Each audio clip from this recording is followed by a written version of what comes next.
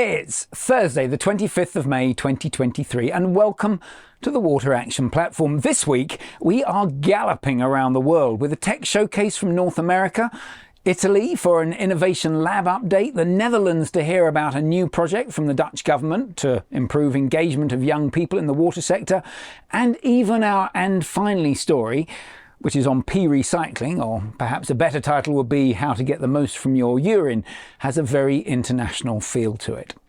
Now, none of this would be possible without our sponsors listed here. Their support is the only reason that we're here today, and we are truly grateful. But let's start by going to the Ukraine. Now, over the past year, we've had multiple updates from Operators Without Borders, the Canadian-based charity which provides certified water professionals as volunteers to help support utilities in stress. Now, following the invasion last year, Operators Without Borders have been working to support the water sector in the Ukraine. They were the focus for the Water Action Platform Christmas Appeal last year. ISLE offered to match any donations up to £10,000 sterling. And I am delighted to report that the final amount of that was donated was significantly above this figure. Now, this means that Operators Without Borders has been able to undertake much more than they had originally expected. Now, in a minute, you're going to hear from Valerie Jenkinson, the Chief Exec of Operators Without Borders, alongside Greg Solecki, one of Canada's leading experts in disaster and crisis management. But as they share what they're doing, or what they've done, via the safety of a Zoom call, it's easy to forget just how intense the circumstances are in the Ukraine. Now, for example, this photo shows vital equipment and how that needs to be hidden in specially built trenches. Or these images of bullet holes in pipes and critical buildings having been completely destroyed. Now, I used to be the asset director for Thames Water, the utility that serves London and the surrounding regions. And I have no idea how we would have coped with just a tiny fraction of the disruption that the Ukrainian utilities are experiencing right now. So with that in mind, let's now hear from Valerie and Greg. Thank you very much, Piers, and a huge thank you to both you and to our utilities for the matching grant that you have given us. And that has enabled us to do work that we would not normally be able to do. And we're going to tell you a little bit about where that's going to in Ukraine and what we're doing. So first of all, for those of you who have heard some of these podcasts before, you'll know that Operators Without Borders is probably the only charity in the world that works strictly with water and wastewater utilities and with operators in developing countries. And two mandates. First is post-disaster recovery, where we go in and help rebuild utilities. And the second is technical training. Now, in Ukraine right now, when we talk to our colleagues in the WASH group, Water and Sanitation and Hygiene, and also the technical water quality group that we are very much a part of, they tell us that they don't really need the manpower right now, but they do need technical training because they don't have as much as perhaps we have the expertise in. So they have requested that. So this is a lot of where this money is going to, is providing technical training. We're going to be doing water and wastewater courses that they're choosing. And also one of our volunteers, Ian, has put together a paper on decentralized systems for water and wastewater that they are going to be moving forward with. He's put a paper together that talks all about the pros and the cons of decentralized systems and what to look for when you're thinking of putting them in. What I want to really focus on today is what we're doing in the likelihood, or the eventuality, I should say, perhaps more than likelihood, of chemical and nuclear contamination. And I'm going to pass over to Greg Solecki, who is our disaster and crisis management expert in Operators Without Borders. And I'm going to ask Greg, who wrote a lot of the Canadian standards. He's worked with the UN disaster education and has lectured at many universities on crisis management. So he's leading this charge. And Greg, I'm going to pass it over to you to talk to everybody about what we are doing in Ukraine. Thank you. Thanks, Val. We'll be completing a 2-day course on CBRN awareness, which would be day 1 of the course, and CBRN in the water sector. CBRN, of course, being chemical, biological, radiological, and nuclear, the potential for contamination of the water systems and the water facilities. Day one will consist of the health risks and presence of CBRN preparedness. So what people could be prepared for as far as what to actually identify, what some of the health risks are, and what the presence may be looking like. And then protective actions, not just for the people that would be working in the Vodo canals, in the water sector itself, but also protective actions to be aware of the different communities and the people in those communities and what may be identified as the CBRN risks for them. We'll also speak to the command structure, which I'll speak to a little bit later, and governance issues throughout these types of areas. So from the water sector to the health sector to government, as well as emergency responders, how that all comes together. The second day, so CBRN in the water sector, is more specific to water facilities, distribution, that sort of thing, looking at monitoring, surveillance, testing, the potential to have CBRN in the system. Then what would we do if we needed to shut down, isolate, or restart a facility? The contamination and potential water usage, what could be in place if there was contamination? Crisis communications, looking at how we actually would communicate back to that governance and command structure, and the policy and processes that are in place or may need to be in place. So we look at the best practices around the world, working with UN, the Center for Disease Control, United States, Canada, other countries that have policies and processes in place that could be worked on as well. Because what we'll do in the afternoon is have moderated sessions that look at policy process, governance, and also command structure. And what I mean by command structure is the utilization of an incident management system, specifically the incident command system, which is primarily the main system that is used throughout North America, Australia, and a great many parts of Europe as well. What it provides is a way for us to respond to crisis and consider the logistics, planning, response operations, communications that would have to be in place to have an effective response, which also leads back into our governance, policy, and process. Okay, thanks, Greg. And we're looking at doing this, I believe, at the end of May, the beginning of June. So right now we are working on all the content, and where a big cost is in the translation. So these are things that are being enabled by the monies that we've received from our donations and from our utilities. So Piers, I hope that gives you a good idea of some of the things that we're doing. We are setting some money aside for when the war's over, that we will also be able to send people there.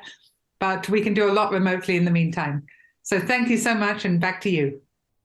Thank you, Greg and Valerie, for the update. Keep up the good work, and thank you to everyone who contributed to the Christmas 2022 appeal. Our next story is from Italy, and it's an update from the Water Innovation Living Lab, or WIL, as it has become more commonly known. WIL is an accelerator program for early stage companies, i.e. for those companies that are pre-revenue and seeking seed stage funding. Importantly, WIL is for any company anywhere in the world. It just happened to be that the first WIL program was held in Italy. The aim of WIL is to help startups enter the water market, and it involves an intense 16-week program with speakers and coaches on everything from how to build a business model to how to make an investment pitch. The first WIL cohort recently completed their program, and here's a quick taster of how it went, and in particular, what some of the startups thought of the process.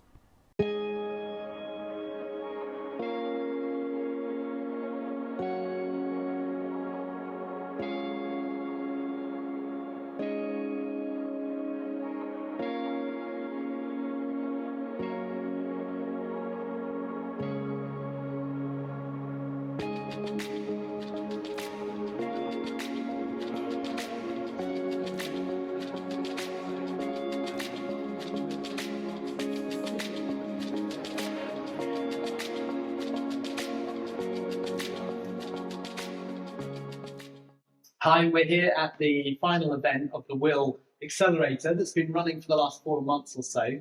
But Antonia, can you explain to us what is WIL? Of course. So, well, WIL, as the word says, how it's written here, is the Water Innovation Living Lab. So it's an accelerator for the water sector. And well, this was the first edition of WIL. It was an amazing journey of 16 weeks with the startups, but before also we had to select them and also find people that could actually want to join the program.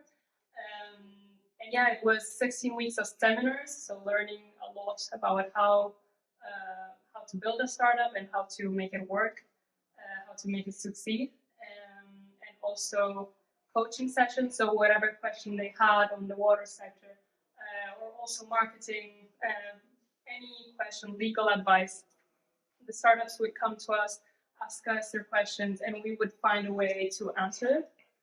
And yeah, and then what we do is also try to connect the startups with events, so that help them build their network in the right way. What was your favorite bit? Yeah, so it was definitely trying to learn from the startups and meeting everyone.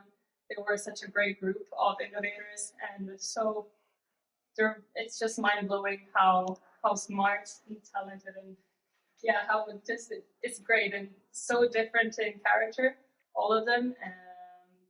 But it was great. They all have an immense passion behind what they do every day, and it is just great to work with people that love what their goal is in life. So. Hi, Pavlina. It's been wonderful working with you through WIL. You're the founder of Met Zero. Can you tell us who Met Zero are? Yes, of course, Chris. So Met Zero is a spin-out company out of Newcastle University, and Met Zero offers the only retrofitable and energy-saving wastewater treatment technology that helps water companies and utilities treat their wastewater and recover products of economic value from it. Super. Sounds excellent. And how has been your experience of WIL? The 16 weeks program at WIL was really great to support the acceleration of Met Zero into a spin-out, because I've learned a lot of valuable lessons from all the coaches who came on board to teach us about marketing strategies, how to form partnerships, how to manage these partnerships, about the identifying your value proposition and your business model canvas. So all this helped me refine better the objective of Met Zero and how to go about targeting these potential clients, and also our route to market. Oh, that's really good to hear. What would be your main takeaways from it all? My main takeaway is about not trying to cater for everybody and finding the niche and finding that need that your product and service can solve, and go full on towards that in order to gain a competitive advantage over your competitors than trying to please everybody. That's definitely my major takeaway. Oh, that's fantastic. Really, really good to hear your reflections on it. And we wish you the absolute best of luck. Thank you very much, Chris, and thanks for all the support and the WIL program as well. Hi, Fazan, and nice to have you here today. So thank you for participating into the WIL program. It was a pleasure to have you and your startup Clar2O microplastic filter. Thank you very much for having me here today. WIL have helped me out to realize that I need more manpower in my company. So the first thing I did was looking for applicants and hiring people. What I did during the program, and actually we have 3 more positions open. So this is what WIL taught me, because there are so many topics in the water business that must be tackled on, which is just not possible for one person. So it was really important. This was one big thing. Our next steps, actually, we're trying to go international. So we always stick to Germany, and because we know the area, we know the people here, and the WIL Accelerator opened honestly the world to us, to tell us and teach us how to go international, how to build new networks, cooperations with companies, and this is what we took from WIL Accelerator. What are the takeaways? Well, for us, we're looking for just opportunities to get in front of our final customer. So we've done everything prior to that. We've got in position. So out of this, we've got a proof of concept trial in Europe, which we're sort of going ahead with. And we've also been putting in a couple of trade fairs within Europe. So they're coming up in the next few months. And that's what we're looking for. Hello, Mullet-san. How are you? It's great to have you here today. Thanks for the invite. We love Will. I think it's a very dynamic and interesting program. My colleague and I used to actually say it's the mini MBA of startup accelerator programs. It gives you a lot of everything in a 16-week program, so that was quite exciting. Thank you. And what are the outcomes for you? What are the befores and the afters of the program? Yeah, I think perhaps let me just touch on the program a bit, and then I'll do the befores and after. So it gave us a very good picture of the Italian water and wastewater landscape and the European one as well. So we sort of stepped out and we got to look at what's happening in the European sector. And what was quite nice was that this was from the viewpoint of people who are actually working, both in the industry as well as academically with some of these water utilities. So you got a very nice picture of what's happening in the broader scheme of things and what's happening directly in Italy. And then, I think from there, it was just understanding and learning some of, the other startup tools that you would require, for example, value proposition, business development, valuations, and how you can sort of gear up, your balance sheet to ensure that when you do go for a valuation in order to raise funding, you are at an advantage. So a lot of good tools really in this bag that we were able to get out of the program. In terms of the before and after, I would say that, before Will, we were really looking for partners, strategic partners to, pilot our technology through. And, after that, we have had conversations with about 3 water utilities who are looking to potentially partner with us. So, I think that's quite exciting. And if you include, and juxtapose that in terms of what we've learned through Will and, what we can now offer these potential clients, I think it's quite interesting and quite amazing. And we're actually quite excited to see, what our contribution will now be. Yeah.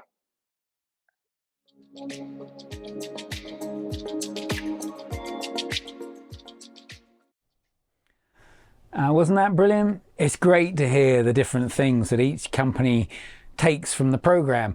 And one thing that's become clear throughout the accelerator is that the water industry needs this scheme, and specifically we need the involvement of utilities to help build the pipeline of innovations.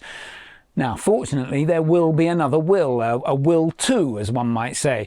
If you want to be involved or want to help tailor the program so that it aligns to your needs, please just follow the links that are shown here. We now come to our technology showcase, and it's the Varcor System from Sedron Technologies based in the USA.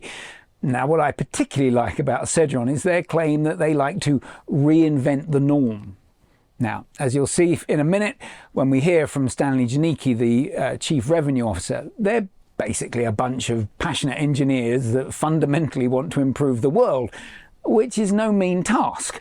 The Varcor system that they've developed is specifically for processing liquid waste streams such as biosolids, industrial sludges, septage and the like. Here is Stanley sharing some more. Hello everyone, I'm Stanley Janicki with Sedron Technologies, Chief Revenue Officer. And today I want to share with you our Varcor system and how it can transform wastewater treatment plants to the 21st century. But first, I want to go over some problems that wastewater treatment plants and the environment has from wastewater treatment plants. The first is nutrient loading of wastewater treatment plants. The second is the quality of biosolids that are produced out of wastewater treatment plants. The third is nutrient pollution from the nutrient loading of wastewater treatment plants and the land application of bad biosolids. And the last is the carbon footprint and the greenhouse gas emissions from wastewater treatment plants. I want to share with you how the Varcor system, developed by Sedron Technologies, can help solve all 4 of these problems. Here is an example of a Varcor system located in Seattle, Washington. It's a complete holistic liquid waste handling system that's combined dewatering, drying, and side stream nutrient removal in a single system. And I want to share with you how it works. It's based on thermal evaporation, but a very efficient form of thermal evaporation that's far more efficient than conventional systems. And because it's based on this evaporation, we can get guaranteed removal of various components. You get guaranteed removal of suspended and dissolved solids. And because it goes through a distillation process, we distill out the various components separately, such as ammonia and water, and recover them separately.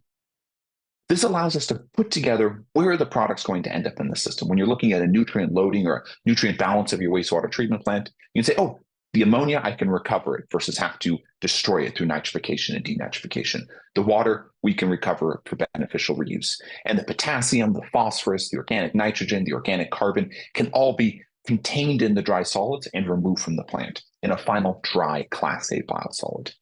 And again, the Varcor will produce these three products: a beautiful, crystal clear, clean water suitable for reuse, a wonderful dry solid that's a Class A EQ, 90% dry, pathogen-free, wonderful, wonderful product. It's a non-hazardous alternative fuel if there's a desire for that as well. And then a solution of ammoniacal nitrogen. This is a wonderful fertilizer product that, based on its source, is a low carbon product that displaces the production of fossil fuel derived nitrogen fertilizers. This is a very, very exciting product when we look at decarbonizing our supply chains. And again, a Varcor replaces in a wastewater treatment plant dewatering, drying, side stream nutrient removal for phosphorus and nitrogen. And it accomplishes this with combining lower energy consumption and no polymers or flocculants in that process.